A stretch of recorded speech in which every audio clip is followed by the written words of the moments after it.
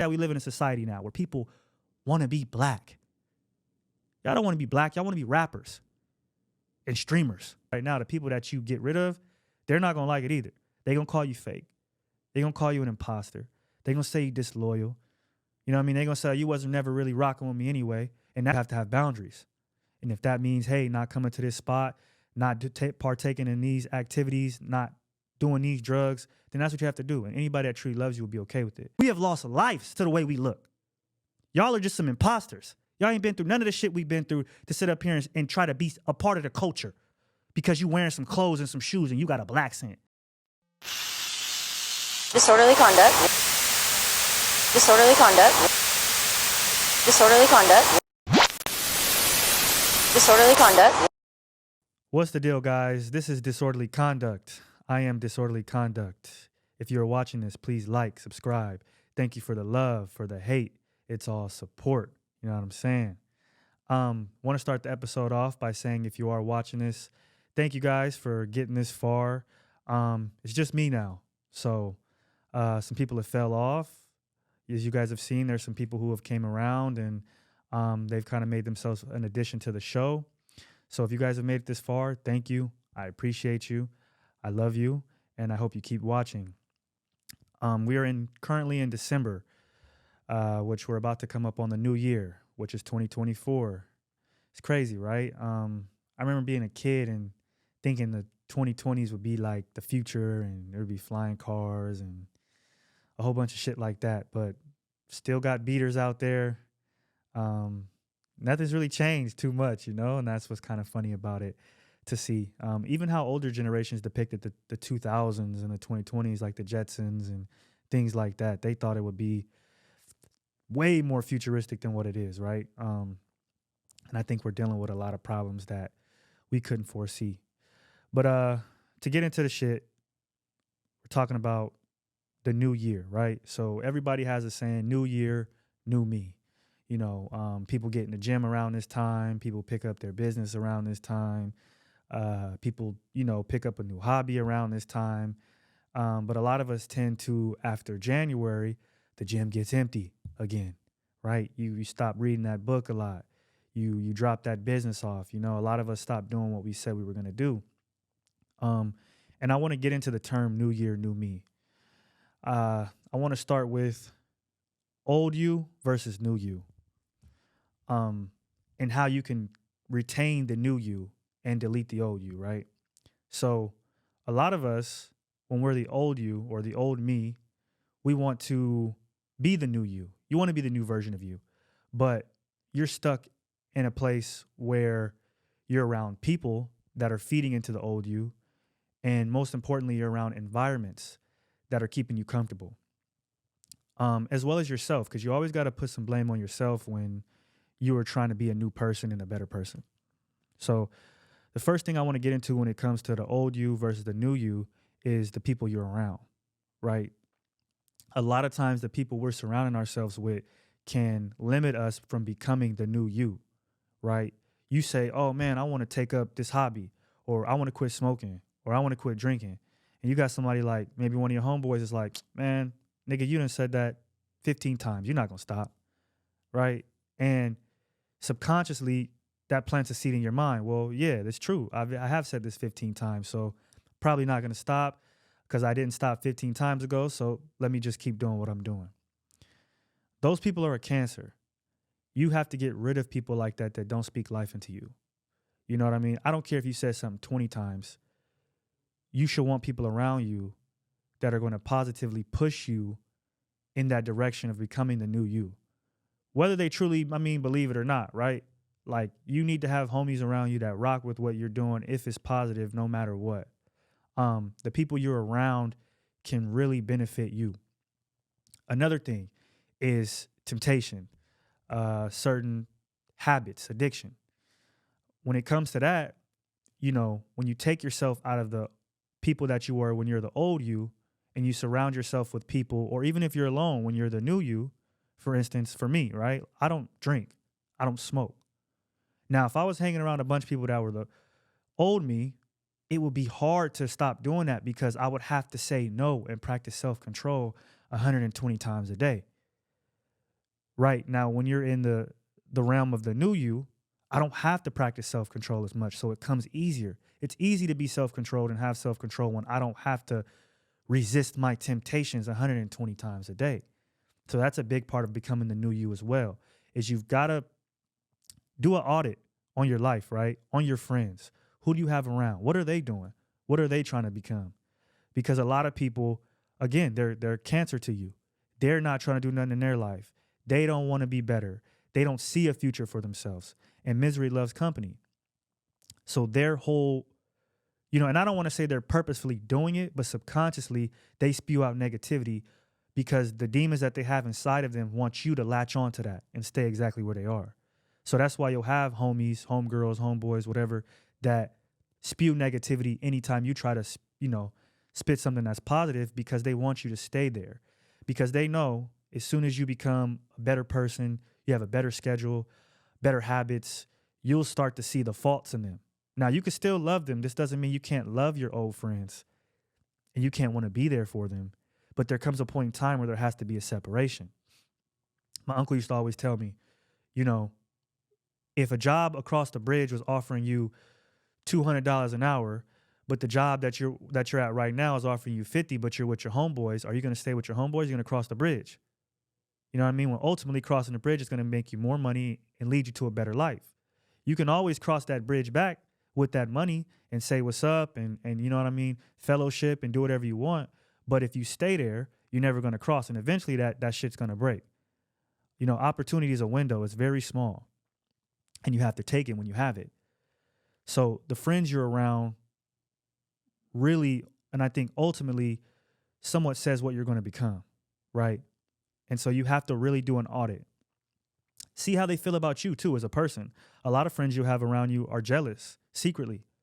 You know what I mean? And you can tell by what they say when you want to do something that's better for you. I've had homeboys when I wanted to get into fitness. I would never lift weights. Like lifting weights is for weirdos. Like that doesn't mean you're tough. Like what does that have to do with lifting weights? They'll make something out of nothing just because they don't feel like they will have the discipline to do it, or they feel like, you know what I mean, they can't do it. So again, misery loves company. They want you to stay there in that same place with them and not build on yourself. And another thing when it comes to friends and being the new you is a lot of us keep friends around that are from high school when you were 17 years old. You're 26 now. You're 30 years old now. We have this term of day one. And I love to talk about this term because day ones a lot of times limit you from becoming the new you. Because you're so focused on being loyal to these people that you knew when you were 17, and you're not even the same person when you were 17 no more. A lot of us are in a mask or wearing a costume to please people that are our day ones instead of being who you really want to be. You get what I'm saying? Everybody's a different person when they're by themselves. And that's a fact. But you should be able to show more of that when you're with your friends. And if you can't, then again, you need to do an audit and get rid of them. So a lot of us have the same people around us, right? And we deal with the same bullshit from them because they knew us when we were 17. Because we caught a couple squabbles back to back. You know what I mean? And you think that means that you're supposed to be loyal to these people forever. Now, elevating and becoming the new you doesn't mean you're being disloyal. And we have to stop beating ourselves up about that. You see ball players do it. You see rappers do it. You see people that are successful do it all the time. And this is why they meet their demise. Because a lot of times they're trying to please those people that were day one, and they're destroying themselves in the midst of doing it. And we do it all the time. I know people who are solid people and they get caught up in some mess because they're back in the same neighborhood, messing with the same homies that was on the same bullshit. And it only takes one time for something bad to happen. And now you're regretting it. Man, I shouldn't have went back there. Man, I shouldn't have gotten that car that day. Happens all the time. So this is where it comes into the battle within yourself. Because you're going to have to drop some people off, whether you like it or not. And I'm telling you right now, the people that you get rid of, they're not going to like it either. They're going to call you fake. They're going to call you an imposter. They're going to say you disloyal. You know what I mean? They're going to say you wasn't never really rocking with me anyway. And that's a lot of times we start to drop these people off. They'll say things that are very serious things that they cannot take back. Those are the things you have to pay attention to. They're red flags that you cannot overlook. Because when the people are mad, they will say things that they truly mean. And when you start to say, hey, man, I can't come to the block every day, or I can't go to the bar every weekend, you'll start to hear the hate. Oh, nigga, you think you special. Nigga, you think you somebody. You ain't nothing. You'll hear that. Oh, what are you going to do? You're going to be boring now? You're going to be a Debbie Downer? That's what you are. You'll start to hear things like that. And those are red flags that you can't overlook. Because ultimately, that means that these people don't want to see you grow. That's point blank, period. That's what it means. It doesn't mean they're upset. It doesn't mean, they were just talking. No, they were telling the truth. From the abundance of the heart, the mouth speaks. Something my grandma always taught me. So when people are angry, really angry, and they say things, or even just disappointed, or they feel like they can't have control anymore, and they start to say things, pay attention to that. Because those are things that they really, really mean. Don't take it lightly. Because if you do, and you go back, eventually you will meet your demise. Whether that's not getting the career you want, whether that's not you being on this earth no more, whether that's you making a mistake that you cannot take back. It happens all the time. Again, opportunity is a small window, and you have to take it because it closes. So the battle within yourself is having to understand that when you're dropping people off, when you're not being in the same environments anymore, that you're going to feel like you're fake as well.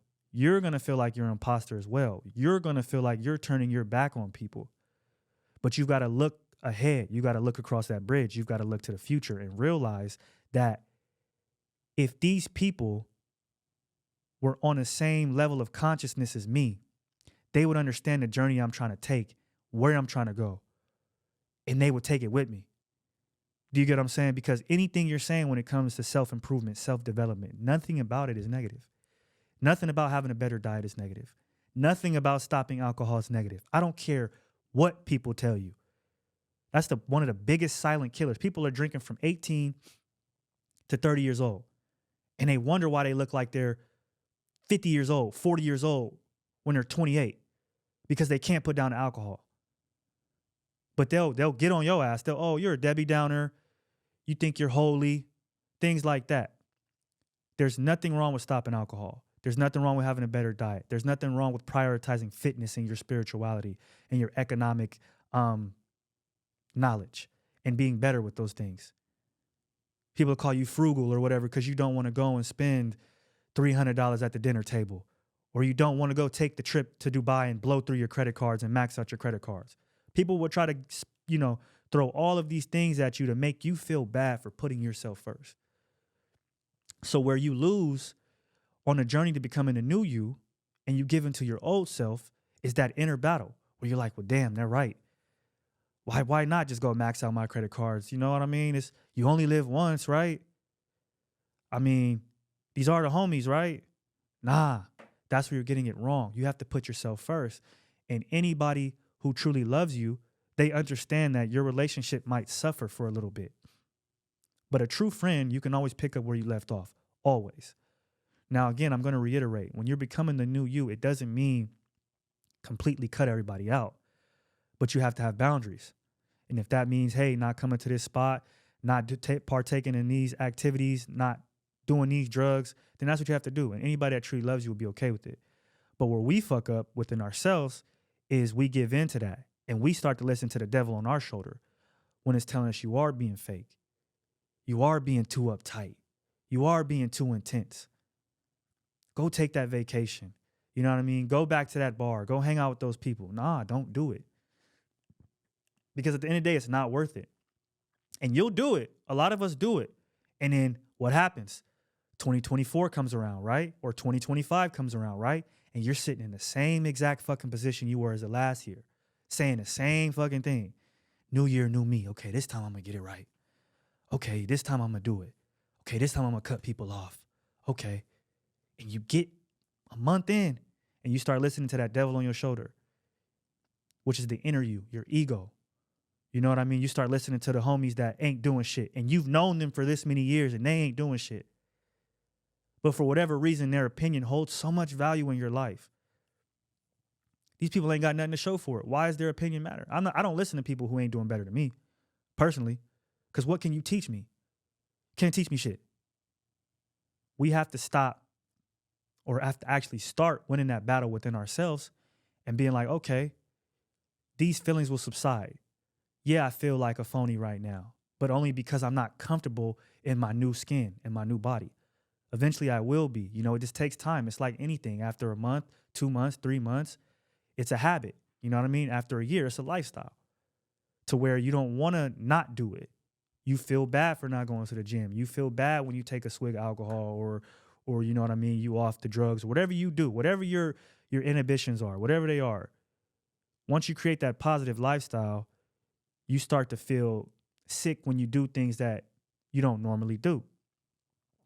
And the only way you can get to that point is to win the battle within yourself. Knock that devil off your shoulder and understand that there's going to be that imposter syndrome, period within your life where you're like stuck in between the old people, the new people, and you're right in the middle. So more than likely you might be lonely. So that's where you want to cling to them old people because you just want somebody to talk to or you just want to feel loved. But you got to choose yourself and understand that love comes from within yourself and from doing what you need to do to be where you are, ultimately. So you've got to win that battle within. And it's a tough one.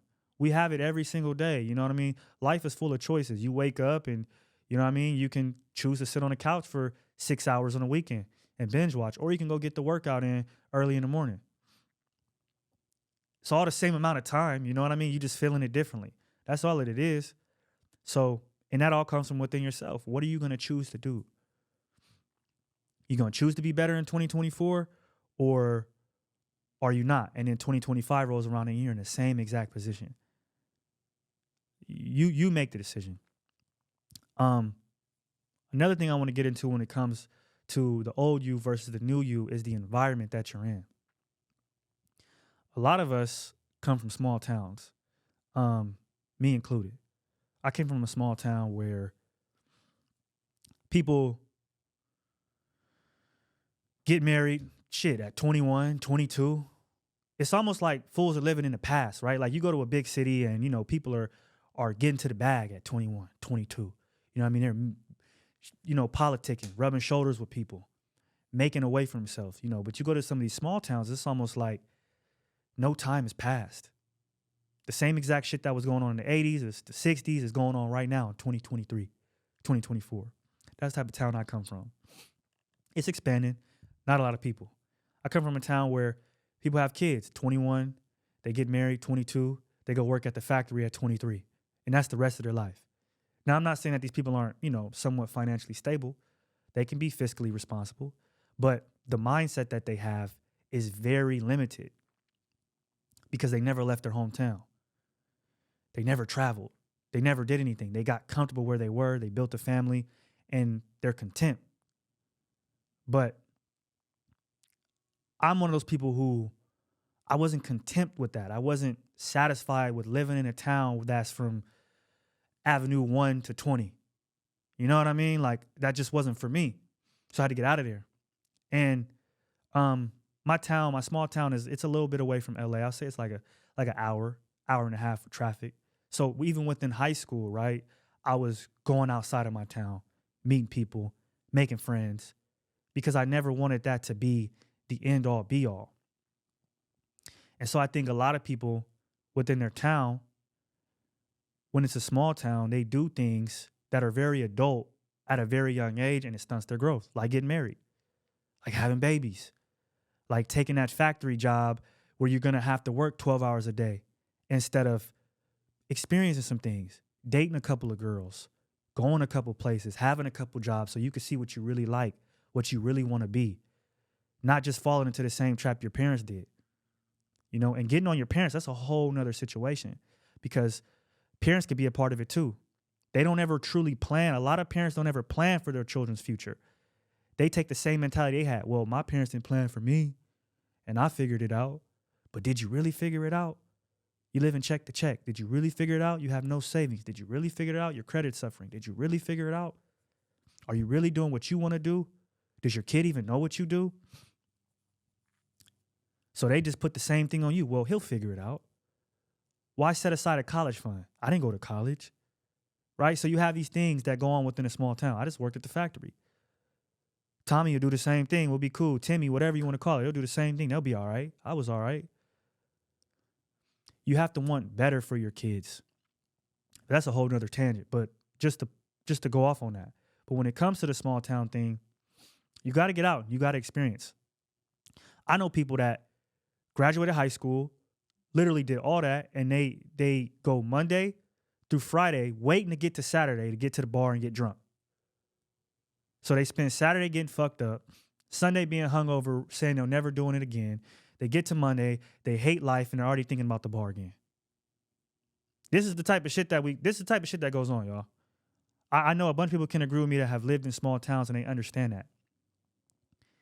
It's a small town mentality. You work all Monday through Friday just to get to Saturday, just to hate your life Sunday, just to go back to the same hamster wheel Monday. When do we decide we want better for ourselves? That's why I don't fuck with the small town shit. That's why you'll never see me going back to my town. Because there's a lot of haters there too. They just want to keep you down.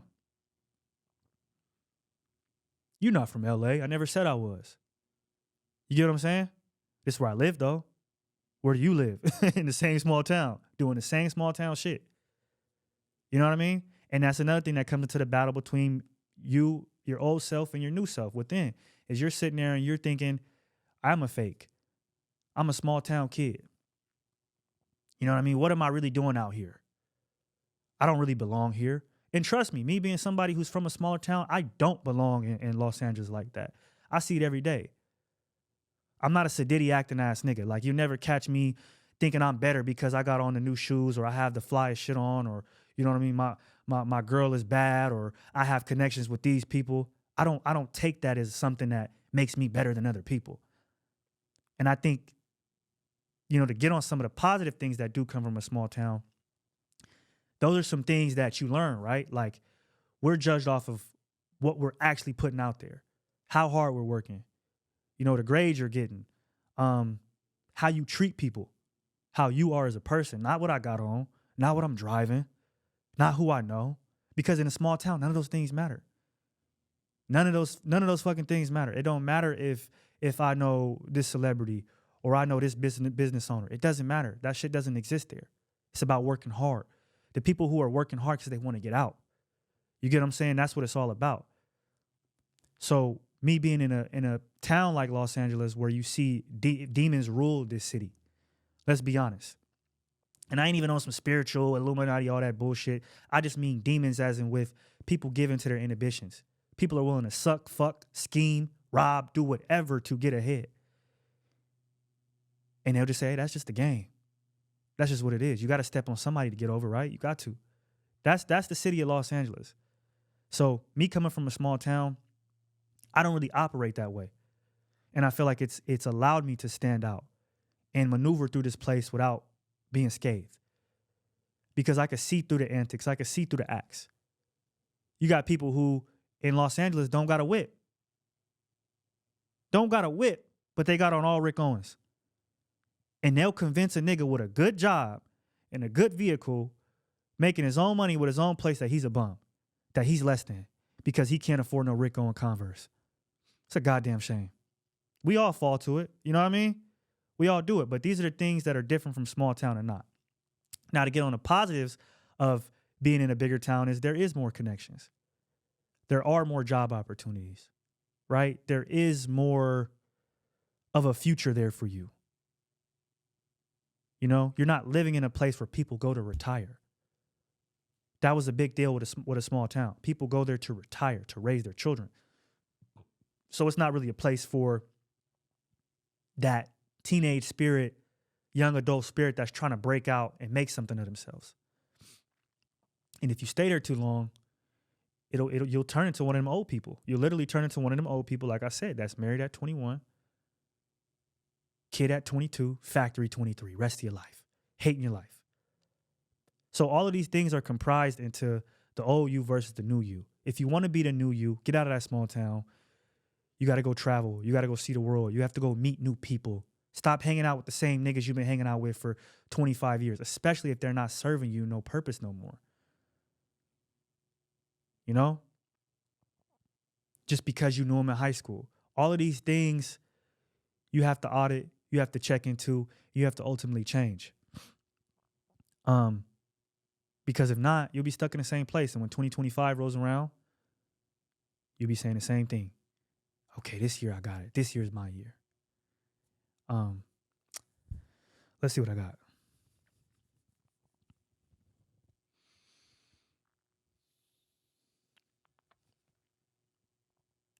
Oh shit, this shit kind of went up.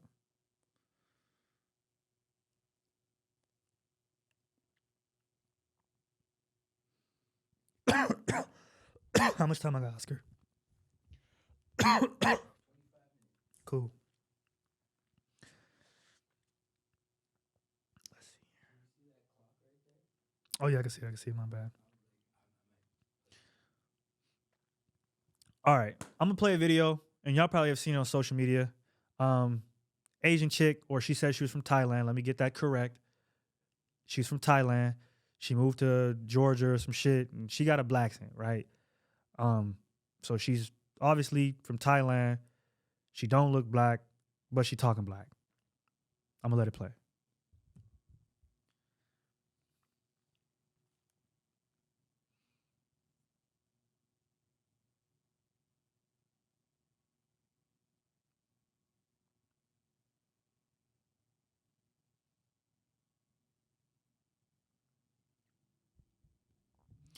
All right, enough of that. The problem I have with this video is that these people, and I'm gonna get in some trouble for this, but I'm gonna specifically get on Asian culture. Asian culture is the white minority. Let's be honest. This is the minority that white people and white America sees the least harmful, and the most valuable to them. So they get put up in the same rooms with a lot of white people. They do. Asian people were the same people that was saying, "Good job, affirmative action is gone." Let's be honest. Let's call a spade what it is. You feel me? I'm gonna speak some real shit right now. So they get afforded a lot of benefits that no other minority gets. Rightfully so. Hey, they worked hard for it. I'm not saying that them as a culture haven't built wealth in America, haven't built a foundation system from, family, haven't built or instilled education as being something of value to their children, right? I'm not saying that at all, because they definitely have, and they deserve the props for that. But why I have a problem specifically with the Asian culture having blaccents and shit is because a lot of them hate black people. Let's keep it a buck. A lot of Asians hate black people. A lot of them don't allow their kids to dibble and dabble in hip hop culture because they don't like what it is. This is a lot of cultures, but I'm really tapping in to the Asians specifically. There's racism. They think the worst shit about us, along with a whole bunch of other races. So this girl that has this blaccent, do you think when she gets to the crib with her mom and her pop at the dinner table, she's talking like that? Hell no. Another thing, why do black people praise these people and invite these people to the cookout? Because they can mimic our accent. All these people done, all they have done is looked up to us since they were yay high, bro. Studied our whole entire culture, our mannerisms, the way we talk, how we dress. And they're just emulating it. They not really us. They could never be us. So why are y'all so quick to invite these niggas to the cookout? To give these niggas more props? I don't understand it. If you're a white guy, a white girl, Mexican, whatever, and you talk black and you dress black, people are losing their minds. It's niggas that dress like niggas every day. What is the big whoop about it? And how does that mean you're any less racist of a person, too? A lot of people hide behind the blaccents, the clothes, the music they listen to, and be racist as hell when it come down to it. What is wrong? Why do we do this? I don't understand it, because I see a lot of people like, damn, she's bad. She's not bad. She's an imposter. She's a leech on our culture. That's what she is. Let's keep it a buck. Cut the cap, man. Stop the fucking cap. Be yourself. If you're Asian, even if you're black and you don't talk and walk a certain way, you don't have to. Black culture has become pop culture. Now everybody thinks they need to talk and walk and dress and act like us to be accepted. Just be yourself, bro. I will fuck with you more if you say, hey, I'm not on that type of time, man. I talk like this. That's completely fine. Not a problem. You don't have to talk like you from somewhere. You don't have to act like you from somewhere to be accepted. And black people, we have to stop making that some sort of factor as to if you're invited to the cookout or if you're invited within the friend group. Oh yeah, she like clothes. Oh yeah. She cool. She fuck with niggas. No, she don't. Her daddy see you at the crib and chase your ass out. But you gonna go lay down with the bitch because of what? Because she got on some J's and Supreme? You niggas are out of your mind, bro. We have to start vetting these people for real. Stop the cap, man. Like, that shit is starting to really get on my nerves. A black dude talks proper, he gets killed for it. A black dude talks like he from somewhere, he gets killed for it. Oh, don't trust that nigga. That nigga probably done robbed and steal something. An Asian person do it, and oh, everybody clapping. Hey, wow, invite her to the cookout. She's one of us. I don't care how much you dress like us. I don't care how much you talk like us. I don't care how much you emulate our culture. You're not our color. When you sign up for that job application, you put your race down, you do not put black or African American. So you could never be us. Niggas ain't following you around in the store. Niggas ain't clutching their purses when you walk by. Niggas ain't passing you up for job opportunities. You're not dealing with none of that. You come over here on a getaway for a weekend. On some new shit. You come over here to come to the skating rink on a weekend to feel alive again. You ain't black. You ain't black at all. Stay the fuck over there. I'm tired of it. And black people, we need to be way less lenient on who we're inviting into our culture. That's how you got people like Bad Baby. That's how you got people like Adam 22. Imposters. Because they around a bunch of niggas, so that's how you get people like 6ix9ine. Or they must be vetted. They're destroying our culture from the inside out, and we letting them. Because they got connections with niggas with the same skin color. Meanwhile, they don't experience none of the hardships that make them African American or black. People think they are black and blacker than black people because they can dance. Because they got braids. Because they're up on the trendy topics. That does not make you black. And black people, that should prove to you more than anything that they're not black. Y'all got grandmamas. Y'all got granddaddies. Before all of the culture shit, before all of the clothes and the shoes and all of that was on TV and popping, what was being black? What was it? It wasn't none of this shit that's going on right now.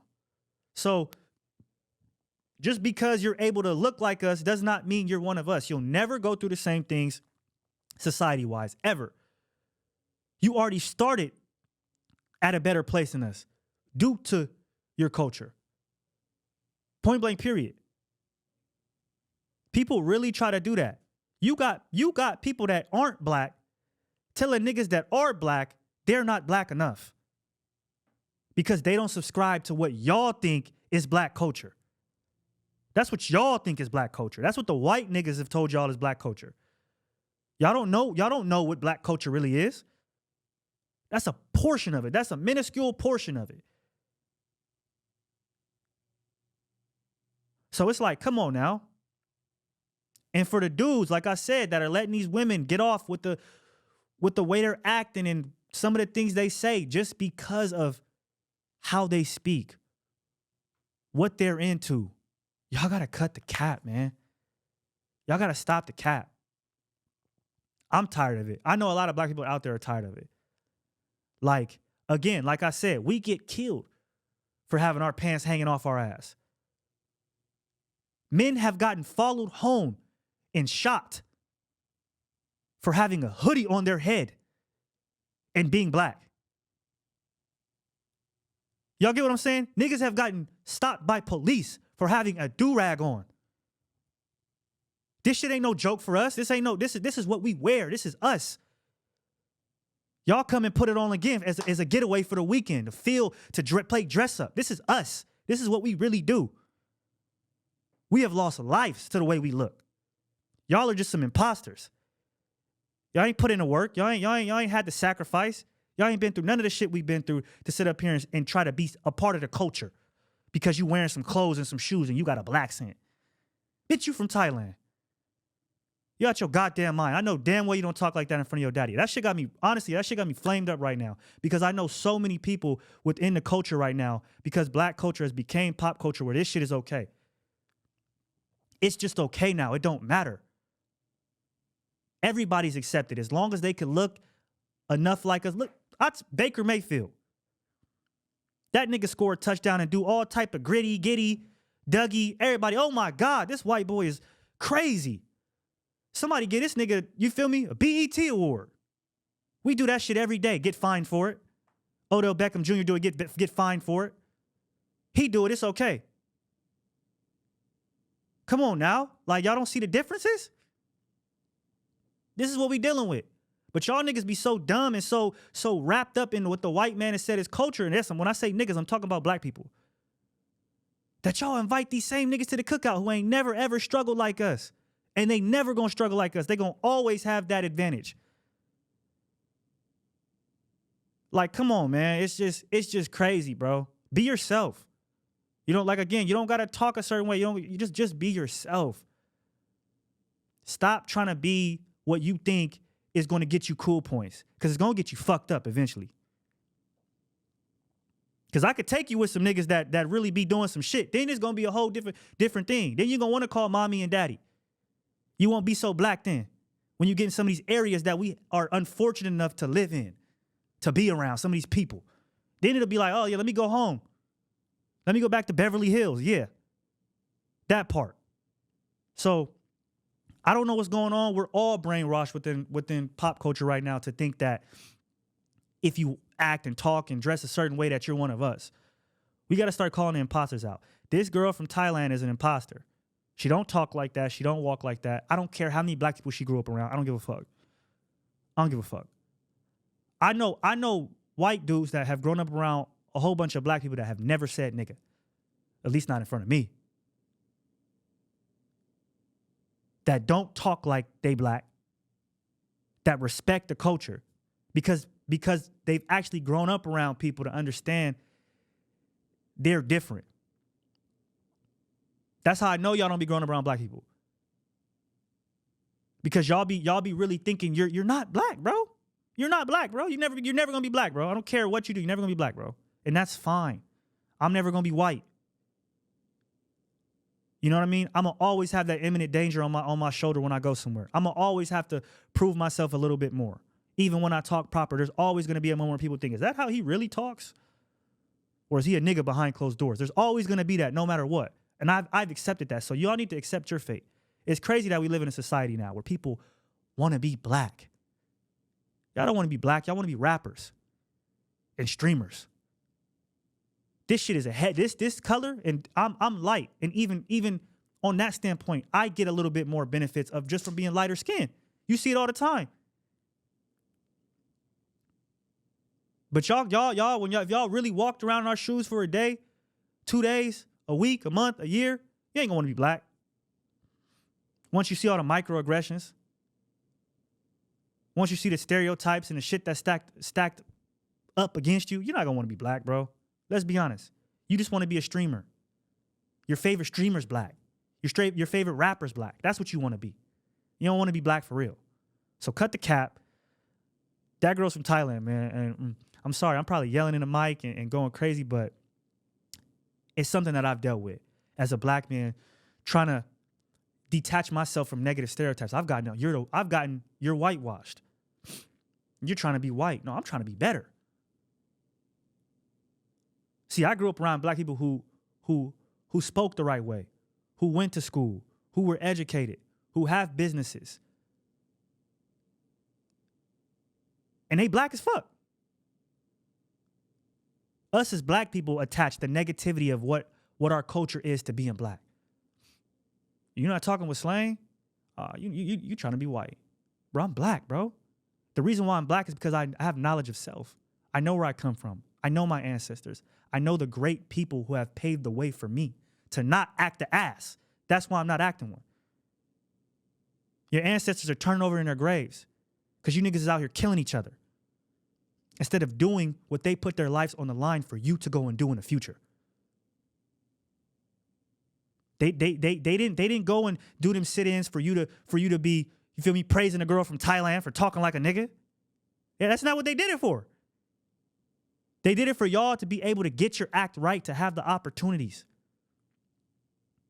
That's what they did it for. So when people hit you with you're whitewash for trying to talk proper, but they praise the white person for talking black. It's crazy how it works. And the ridicule is coming from the black people. It's crazy how it works. Crazy. But message to the black people who, to get on something else that do talk proper, that are in these, corporate areas and whatever the case is, you're not any less black than somebody who is on the block with a do-rag on smoking weed. Like, it doesn't make you any less black. It doesn't. Like, it doesn't make sense that that's what we're judging blackness based off of. Is what you look like, what you talk, how you act. That's what we judge blackness off of. Everything that the white man has created in pop culture and told us to act like. Meanwhile, y'all got hardworking mamas and daddies that don't act nothing like these rappers and these streamers. Nothing like them. But for whatever reason, that's what y'all limit y'all culture to. That's what we limit our culture to. And we're never going to get ahead until we start opening our eyes and realizing that our culture is so much more than that. So much more than that. There's fuck-ups in every culture, right? In the white culture, they got rednecks. Trailer trash, whatever you want to call it. So there's bad people in every culture.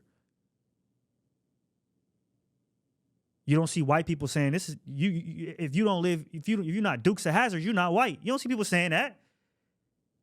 If you don't look like Joe Dirt, you're not white. You don't see niggas saying, you don't see white people saying that. But black people do. You ain't got no tattoos. You's a buster. You a Carlton. You a Uncle Tom.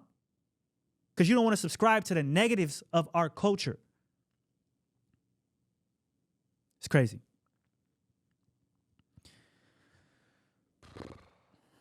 Well, on that note, I think I'm going to close it out, man. Again, it's a new year coming up. New year, new you. I hope everybody sticks with their resolutions. You win that battle within between your old self and your new self. You make new friends. You create new opportunities for yourself. I hope you look in the mirror a year later and you can't recognize yourself, but you also look and you're like, man, this is everything that I said I wanted to be a year ago. So with that being said, I want to close it out. If you guys are watching this, please like, subscribe. Thank you for the love, for the hate. It's all support. This is Disorderly Konduct. I don't know where you're going, but you got to get the hell up out of here.